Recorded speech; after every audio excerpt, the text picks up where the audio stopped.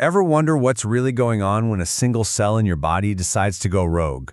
Well, today we're diving into a pretty incredible molecular detective story.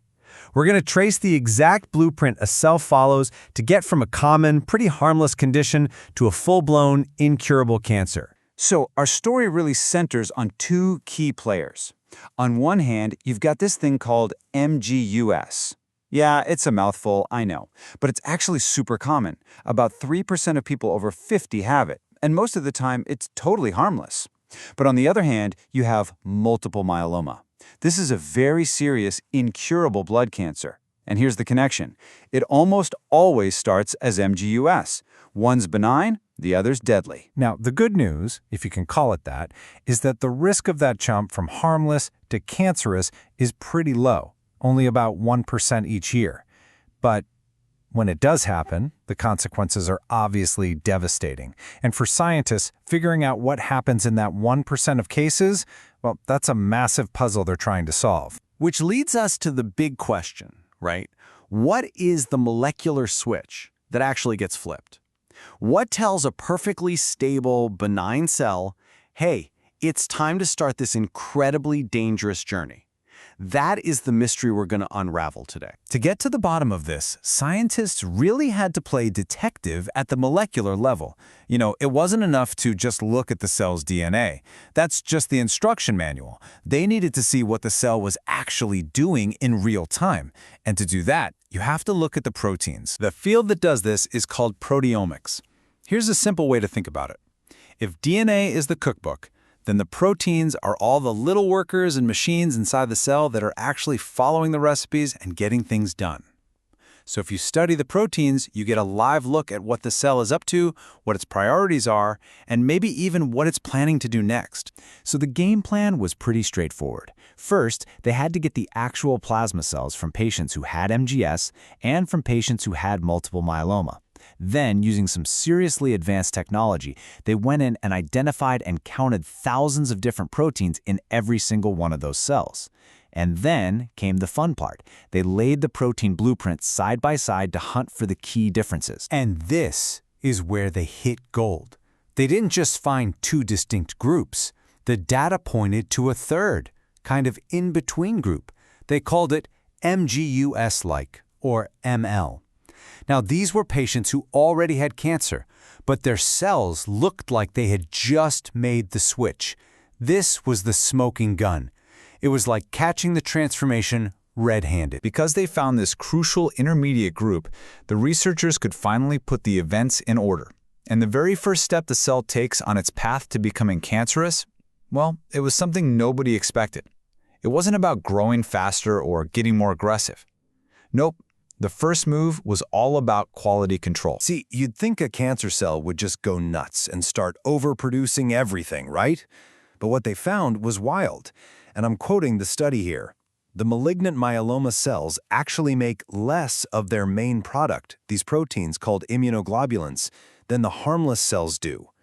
So, what gives? Why would a cancer cell slow down production? Well, the answer is kind of brilliant in a sinister way. Trying to make tons and tons of proteins is incredibly stressful for a cell.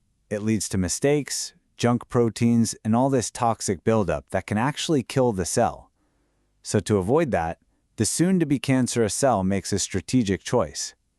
It decides to focus on quality over quantity. It's a classic trade-off. As you can see here, the cell turns down the dial on overall protein production, but at the very same time, it cranks up the investment in its protein quality control systems.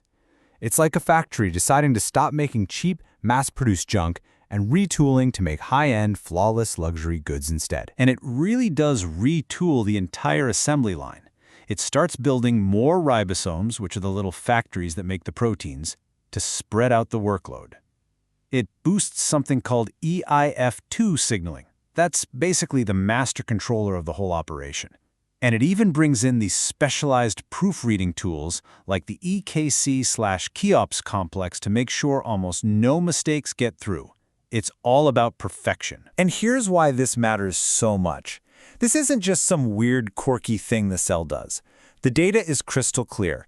The more a patient's cancer cells have invested in this top-tier quality control system, the worse their survival outcome is. This internal survival strategy is directly linked to how dangerous the cancer becomes. Okay, so the cell has stabilized its internal factory. It's making perfect products. But to become a real cancer, it can't just survive. It has to spread. And that brings us to the second part of its master plan. It's time to go undercover. This part of the plan has two main goals. First, the cell has to literally change how it looks on the outside so it can hide from the body's immune system. You know, the cops. And second, it has to cut the anchors that are holding it in place so it can break free and invade new territory. If we look at the cell's surface, it's like a complete costume change. It starts getting rid of proteins that act like ID badges, like CD84, which makes it way harder for immune cells to spot. Then it messes with other proteins, like CD38, to create a whole new disguised identity. It's essentially performing a molecular disappearing act. While it's changing its ID, it's also cutting its mooring lines. See, normal plasma cells use a protein called ITGB1, which acts like a strong anchor to keep them stuck in place. But the cancer cells, they make a switch. They start using a different protein, ITGB7, and this one is less like an anchor and more like a grappling hook, allowing the cell to detach, travel, and latch onto new places, especially the bone marrow. So we've got this two-part blueprint, right? First, stabilize your insides with quality control. Second, go undercover and cut your anchors to spread. It's a fascinating story from a lab perspective, but what does all this actually mean for patients in the real world? And this, right here, is probably the biggest discovery of all. It turns out that this exact same blueprint isn't just used for the initial journey from benign to cancerous, it's also the exact same playbook that cancer cells pull out to survive chemotherapy and become resistant to our best treatments. This is really the key takeaway. The same fundamental strategies, ramping up quality control, lowering the overall workload to reduce stress, and changing your surface proteins to hide and move, these are at the heart of everything. It's the universal survival kit for myeloma cell, whether it's just starting out or fighting off drugs. But here's the beautiful thing. Once you have the enemy's blueprint, you can start to find its weaknesses. This knowledge opens up totally new ways to attack the cancer. Instead of just trying to poison it, what if we could sabotage its quality control machinery? Or what if we could block that integrant switch and keep the cells locked in place? This blueprint doesn't just show us the cancer's strengths, it shows us its biggest vulnerabilities, its Achilles heels. And that leaves us with this one final, really powerful thought. We now have the step-by-step instructions that a cell uses to turn itself into a deadly cancer. So if we really understand that blueprint, could we one day create a therapy that steps in and stops that process dead in its tracks? Could we prevent this cancer before it ever truly begins?